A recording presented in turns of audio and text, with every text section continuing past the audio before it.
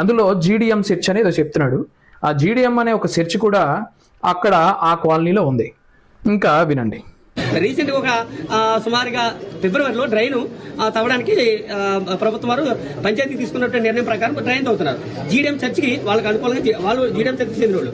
ఆ GDM church ఏంటంటే occupy చేసి ఇది రోడ్ను ఆక్యుపై చేసి జీడిఎం చర్చి కట్టడం జరిగింది.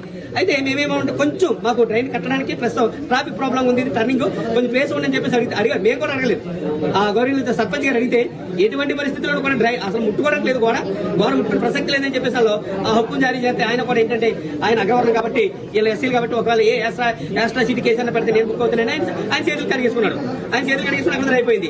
ప్రభుత్వం టీడీపీ కూటమి ప్రభుత్వం కాబట్టి కూటమి ప్రభుత్వం చేతులు రాధాకృష్ణ గారి దగ్గరికి సుమారుగా 2 నెలలు తిరిగాం.